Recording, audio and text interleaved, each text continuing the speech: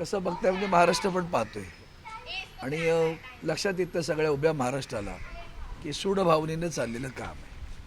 पहिली गोष्ट एक लक्षात घेतली पाहिजे की काल महामहिम राज्यपालांनी जे प्रताप केलेत त्या प्रतापाचा असंतोष उभ्या महाराष्ट्रात आहे आणि अशा वेळेला मग ती बातमी कशी दाबता येईल त्यांनी हा मुहूर्त शोधला. कारण याचं का म्हणतो, कारण माननीय संजय राऊतांनी ईडीनं कळवलं होतं की लोकसभेचं राज्यसभेचं अधिवेशन सुरू आहे, अधिवेशनानंतरची तारीख द्या, मी स्वतःहून तुमच्याकडे येतो. असं यापूर्वी ते गेलेले आहेत, असं नाही की पहिल्यांदाच गेले नाही आहेत. हा जो मुद्दाम प्रचार केला जातो तो गैर आहे आणि हे सरळ सरळ सूड भावनेनं केलेलं आहे. याच्यामध्ये दुसरं कुठलंही त्याला अर्थ नाही. मला असं वाटतं आम्ही माध्यमांना तुम्हाला विनंती करतो, कारण आता सर्वोच्च न्यायालयाने पण तुमच्याबद्दल बोललेले आहे. तेव्हा एक पहिली विनंती की आजवर जेवढे म्हणून ईडीच्या कारवाईतली नावं त्या मुलुंडच्या भोंग्याने घेतली ते सगळे आज त्या भारतीय जनता पार्टीत गेलेत. त्यांच्यावर ईडी काय कारवाई करणार आहे याबद्दल एकाला तर देशाचा मंत्री गेले त्यांनी आता, तर त्या संदर्भात कधी बोलणार की नाही. म्हणजे जर आमच्या पक्षात आलात तर मग ईडीवर हे सगळं संपलं. आता ते माननीय हर्षवर्धन पाटीलपासून सगळेजण, संजय काका पाटलांपासून सगळेजण बोललेले आहेत. त्यामुळे महाराष्ट्राला आणि देशाला, आणि सगळ्यात महाराष्ट्रच फक्त करप्ट आहे का असं चित्र जे उभं करताय. कारण काल माननीय राज्यपालांचं जे बोलणं आहे ना त्याचंही धोत्यक आहे. मराठी माणसं कोणीच नाही सापडत का तुम्हाला उभ्या देशात? ते तर म्हणाले इकडे सगळी संपत्ती करणारी माणसं एका विशिष्ट समाजाची आहेत. का बरं ईडी तिकडे लक्ष नाही का तुमचं? म्हणजे हे मराठी माणसाला बदनाम करायचं, महाराष्ट्राच्या संस्कृतीवर आघात करायची, मराठी अस्मितेला डंख मारायचा, मराठी इतिहासावर अतिशय अश्लाघ्य म्हणजे सावित्रीबाई फुलेंबद्दल केलेलं त्यांचं वक्तव्य महामंत्री राज्यपालांचं ते इतकं आक्षेपार्ह आणि अश्लाघ्य आहे की त्याच्याबद्दल ते इथून गेलेच पाहिजेत अशा प्रकारची मागणी. आणि मग ह्या सगळ्यावर महाराष्ट्रामध्ये असंतोष पसरतोय. मग काय करायचं? ईडी. मग आता तुमचं दिवसभर तेच चालणार. मग कालच्या राज्यपालांचं काय झालं? महाराष्ट्राचा अपमान केला. तुम्हाला वाटत नाही का चॅनल, मराठी चॅनल, निदान मराठी चॅनल ना, की महाराष्ट्राचा आणि मराठी माणसाचा आणि महाराष्ट्राच्या अस्मितेचा अपमान होतोय ती बातमी गडप एका दिवसात? हे कळतं बरं आणि महाराष्ट्रालाही कळायला लागलेलं आहे. ते म्हणून तर सर्वोच्च न्यायालयाने तुमची दखल घेतलेली आहे. आपण मला असं वाटतं की सूड भावनेनं सुरू आहे त्याची कारण त्यांनी कधी नाही म्हटलं नाही. आणि अनेकदा त्यांनी, मला वाटतं पत्रकार, त्यांनी जी नावं घेतली ते नवलानी वगैरे कुठे आहेत जरा सांगू दे ना. का बरं त्यांच्यावर काय झालं? तिथं तुम्ही सगळेजण सायलेंट का असता? याचं पण उत्तर तुम्ही पण दिलं पाहिजे असं मला वाटतं. सर हिंदी कशामध्ये? हिंदी है सेम. हिंदी का इंग्रजी? हिंदी. सर संजय राउत के घर पे आज सुबह से ईडी ने कार्रवाई शुरू की है. किस तरीके से आप देखते, क्योंकि जिस तरीके से उनको समझ आई थी उसके बाद में अभी ईडी ने कार्रवाई शुरू की.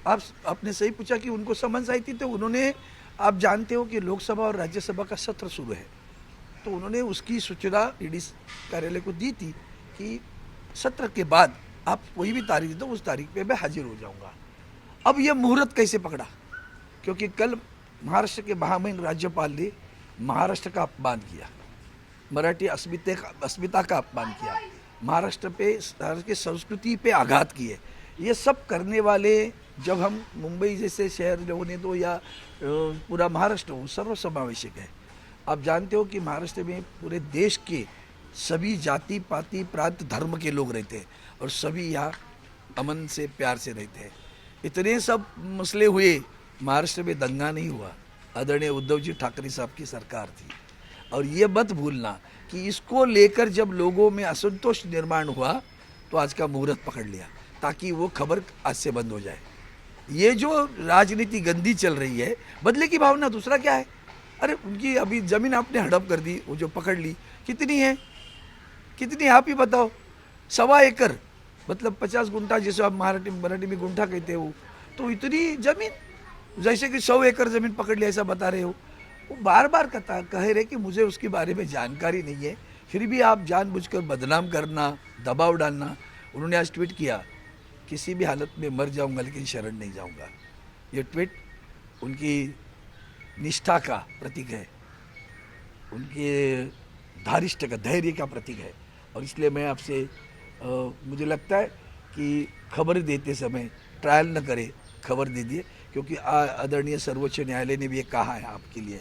कैसे मुहूर्त आज का पकड़ा और कल की खबर आज कैसे बंद हुई वो भी तो मालूम पड़ने दो. तो पता चलेगा महाराष्ट्र में जो असंतोष है वो असंतोष कभी ये खबरें शुरू हुई कि वो जो खबर बंद हुई, इसका मतलब भी समझने वाले लोग हैं महाराष्ट्र में, इतने गवार लोग. भाई प्रश्न असा आहे की शिवसेना संजय राऊतांच्या पाठी ठामपणे उभी राहणार आहे का? 100% आहे ना. आज पाहिलं नाही का शिवसेने तिथे जमा झालेत ते. एक लक्षात घ्या, म्हणून तर त्यांच्या प्रामाणिकतेचं आणि धारिष्ट्याचं कौतुक केलं पाहिजे, धैर्याचं आणि निष्ठेचं. ते म्हणाले मी मरीन पण शरण जाणार नाही, असं ट्विट आहे. कशासाठी हे सगळं चाललेलं आहे? जे गेलेत. एक प्रश्न तुम्हाला आणखी नाही, एक हिंदी में भी पूछता. आज तक भारतीय जनता पार्टी ने जिन लोगों पर आरोप लगाए हैं ईडी के बारे में, वो सभी आज भारतीय जनता पार्टी में शरीक हुए हैं. क्या उनके बारे में ईडी कुछ कहेगी कि नहीं कहेगी? इसका मतलब अगर हम आपके आ जाए तो धुलाई मशीन में धुलाए हो जाएंगे.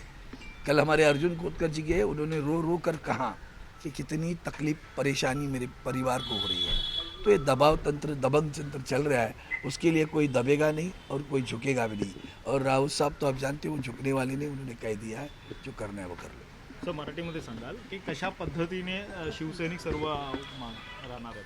मला वाटतं आपण आत्ताच पाहिलं असेल की मी पुन्हा एकदा प्रश्न विचारतो की महाराष्ट्रातील फक्त मराठी माणसंच भ्रष्टाचारी आहेत का?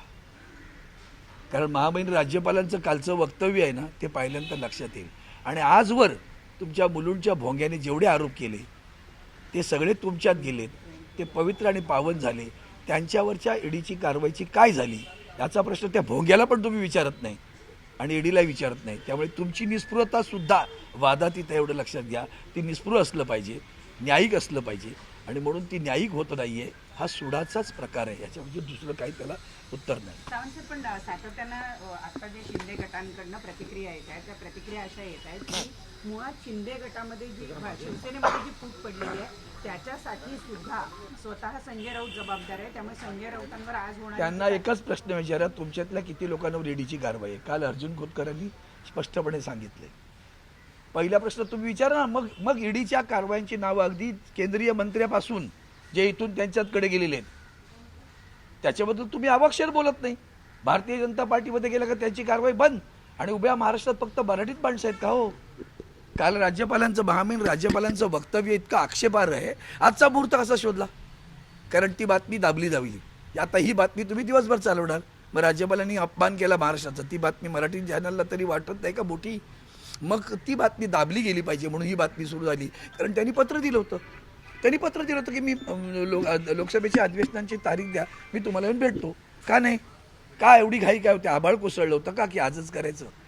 डबल राजकारण आहे, लक्षात घ्या. आणि म्हणून तुम्ही त्या भोंग्याला जोपर्यंत दाखवता त्याला पहिले प्रश्न विचारा.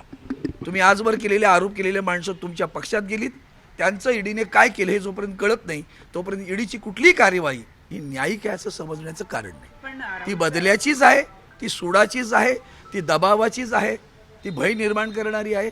आणि कुठल्याही परिस्थितीत शिवसेनेचं खच्चीकरण करायचं यासाठी केंद्र शासनाने ज्या सगळ्या संस्थांचा वापर सुरू आहे त्याचाच एक तो परिपाक आहे. पण 3 समन्स देऊ नये राऊत साहेब. परत तुम्ही तोच प्रश्न विचारता. तुम्ही ट्रायल नका घेऊ. मला वाटतं सर्वोच्च न्यायालयाने तुम्हाला पण मार्गदर्शन केलंय. त्याचं उत्तर त्यांनी दिलं ना त्यांना की माझं सत्र लोकसभेचं अधिवेशन सुरू आहे, ते 6 महिन्याचं आहे ना. मुद्दाम देता का तुम्ही समन्स? कळत नाही का आम्हाला? आभाळ कोसळले का त्यांच्यानं अरेस्ट केल्यामुळे? नाही ना. मग ते तुमच्या भ्रष्टाचार हा शब्द वापरायचा नाही असं जिथं लोकसभेत म्हटलं जातं, जुमला हा शब्द वापरायचा नाही, कारण ह्यांचे सगळे जुमलेच आहेत ना. आणि म्हणून महाराष्ट्राचा अपमान झालाय ना, तो जास्त गंभीर आहे असं मला वाटतं. आणि सर्व ज्या पद्धतीनं संजय राऊत साहेबांनी ट्विट केलंय ते त्यांच्या धारिष्ट्याचं आणि निष्ठेचं आहे. तुम्ही उद्या ठिकठिकाणी राज्यपालांनी जे नक्कीच मी आता त्याच आंदोलन चाललोय. खरं तर मला त्रास होतोय, पण तरी सुद्धा मी महाराष्ट्राचा अपमान झालाय, हा मराठी अस्मितेचा अपमान आहे. त्यांनी एकदा नाही केलाय. छत्रपती शिवाजी महाराजांबद्दल ते असंच बोलले, ते संभाजी शाहू महाराजांना आपल्या सावित्रीबाई फुलेंबद्दल असंच बोलले. आणि ते सातत्यानं असंच काहीतरी समाजामध्ये दुही निर्माण करणं, हे ज्यांनी संविधानाची शपथ घेऊन एकतेची शपथ घेतलेली आहे ते असं वक्तव्य करतात आणि दुही निर्माण करतात. त्यांचा निषेध नाही करायचा का? त्या लोकशाहीत त्याही गप्प बसायचं, कारण ते भाजपचे आहेत म्हणून. एकदा सांगून टाका, भाजपच्या कुठल्याही माणसाने काही बोललं तरी बोलायचं नाही.